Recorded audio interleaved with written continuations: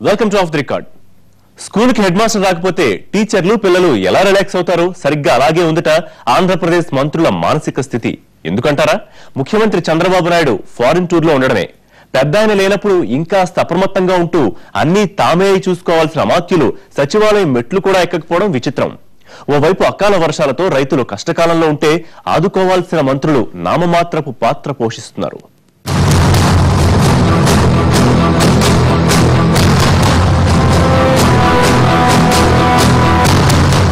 అప్పుడెప్పుడు Chandrababu China tour కు ముందు జరిగిన కేబినెట్ మీటింగ్ లో కనిపించారు అమాత్యులంతా. అంతే, ఆ తరువాత సచివాలయం గడప కూడా తొక్కడం లేదు. 6 రోజులుగా అధినేత చైనా టూర్ లో ఉంటే మంత్రులు మంత్రమేసినట్లు మాయమైపోయారు.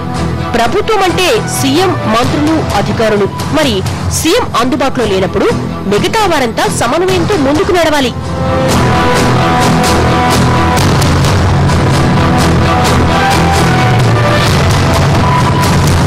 కానీ అమాత్యుల తీరు చూస్తుంటే సీఎంఏ లేరు, పరిగెత్తాల్సిన పని లేదన్నట్లుందన్న గుసగుసలు వినిపిస్తున్నాయి. అధినేత లేనప్పుడు మరికాస్త బాధ్యతగా ఉండాల్సిన వారంతా పాలనా వ్యవహారాలను పూర్తిగా పక్కన పెట్టేశారని చూసినోడు చెవులు కొరికేసుకుంటున్నారు. అమాత్యులు కేవలం జిల్లా రాజకీయాలకే పరిమితమయ్యారని సమాచారం. మంత్రులు యనమల, అచ్చెన్నాయుడు చైనా పర్యటనలో సీఎంతో పాటు ఉన్నారు. మిగిలిన మంత్రులు ఒకరిద్దరు మినహా ఎవ్వరూ సచివాలయానికి రావట్లేదట. పోనీ సచివాలయానికి రాకపోయినా పాలనా వ్యవహారాలపై దృష్టి పెట్టారా అంటే అదీ లేదంటున్నారు. పూర్తిగా రాజకీయాలు, వ్యక్తిగత పనులకే సమయాన్నంతా కేటాయిస్తున్నారట.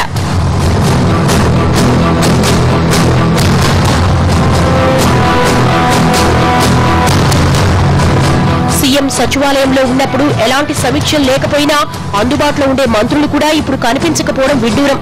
జిల్లా స్థాయిలో మంత్రులు పర్యటించాలన్న సీఎం సూచన మేరకే తాము జిల్లాల్లో ఉంటున్నామని కొందరు మంత్రులు సమర్థించుకునే ప్రయత్నం చేస్తున్నారట.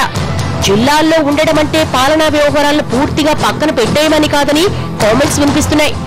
సీఎం లేని టైంలో ఇంకాస్త అప్రమత్తంగా ఉండాల్సింది పోయి ఎవరికి తోచినట్లు వాళ్ళు ఉంటున్నారు. దీంతో సచివాలయంలో పూర్తిగా అధికారుల పాలన నడుస్తోంది. అమాత్యులను కలిసి పనులు చేయించుకోవాలని రాష్ట్రం నలుమూలల నుంచి సచివాలయానికి వస్తున్న వారికి తిప్పలు తప్పడం లేదు.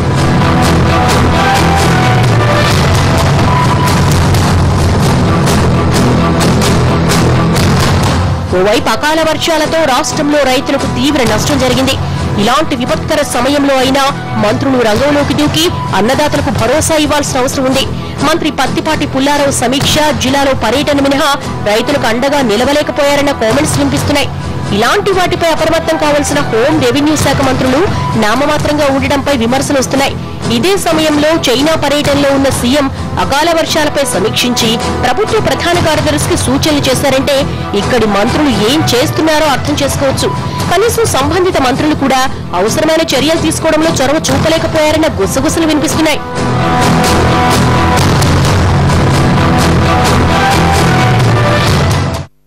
టఫ్ ఫైట్ తప్పదనుకున్న చోట ఎన్నిక ఏకగ్రీవం అయిందంటే తెర వెనుక ఏదో జరిగే ఉంటుంది. ఎవరికి వారే అన్నట్టుండే ఇద్దరు నేతలు చేతులు కలపడంతో ఖమ్మం జిల్లా టీఆర్ఎస్ అధ్యక్షుడు ఎన్నికలు ప్రశాంతంగా జరిగాయి. ఉప్పు నిప్పు లాంటి ఇద్దరు ఒక్కటలా అయ్యారు? ఎవరు కలిపారు?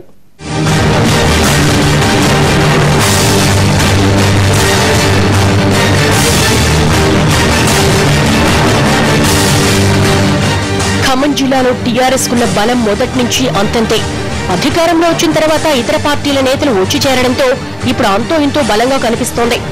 టీడీపీ నేతలు ఎక్కువగా చేరడంతో గులాబీకి పచ్చరంగు అంటిందన్న సెటైర్లు కూడా వినిపిస్తున్నాయి. మొన్నటి వరకు జిల్లా టీఆర్ఎస్ లో 3 వర్గాలు కనిపించేవి. మొదటి నుంచి ఉన్నవారంతా ఓ వర్గం, ఎన్నికలకు ముందొచ్చిన జలగం అండ్ కో మరో వర్గం, ఎన్నికల తర్వాత వచ్చి చేరిన తుమ్మల టీం మరో వర్గం. ఇన్ని వర్గాలతో జిల్లా టీఆర్ఎస్ అధ్యక్ష పదవికి టఫ్ ఫైట్ తప్పదనుకున్నారు.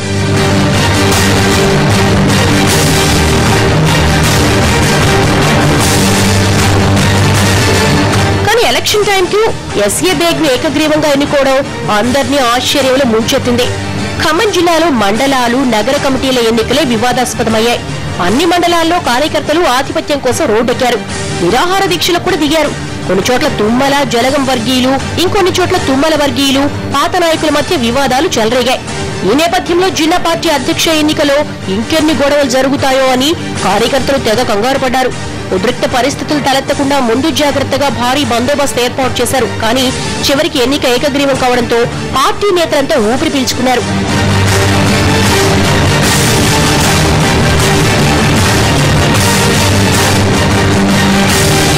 అయితే ఏకగ్రీవ ఎన్నికకు ముందు చాలా జరిగింది. తుమ్మల, జలగం ప్రత్యేకంగా భేటీ అయ్యారు. గంట సేపు మాట్లాడుకున్నారు. ఆ తర్వాత తుమ్మల ఇంట్లో భోజనానికి జలగం వెళ్లారట. ఛాన్స్ దొరికితే ఒకరికొకరు చెక్ పెట్టుకునే నేతలిద్దరూ దోస్తుల్లా కలిసిపోయి ముచ్చట్లు పెట్టుకోవడం, కలిసి భోజనం చేయడం పార్టీ వర్గాల్లో చర్చనీయాంశమైంది. ఇంత సడన్ గా ఈ ఇద్దరు ఎందుకిలా కలిసిపోయారో కేడర్కు అర్థం కాలేదు. అయితే జిల్లా పార్టీ అధ్యక్ష పదవి ఎన్నిక కోసం ఇలా ఐక్యతారాగాన్ని అందుకున్నారన్న ప్రచారం నడుస్తోంది.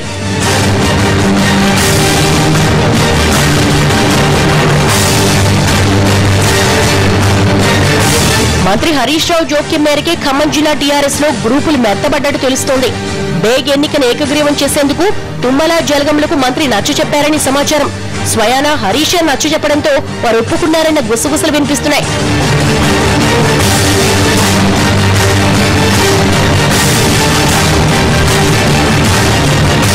జిల్లా టీఆర్ఎస్ పీఠమెక్కిన బేగ్ ఇటు తుమ్మలకు అటు జలగం ఇద్దరికీ అనుకూలమనే ప్రచారం కూడా ఉండడంతో ఎలాంటి వివాదం లేకుండా ఎన్నిక ఏకగ్రీవమైంది. ఈ ఎన్నికతో చేతులు కలిపిన తుమ్మల, జలగం ఎన్నాళ్లిలా కలిసుంటారో చూడాలని చెవులు కొరికేసుకుంటున్నారు నేతలు. ఆఫ్ ది రికార్డ్ లో షార్ట్ బ్రేక్.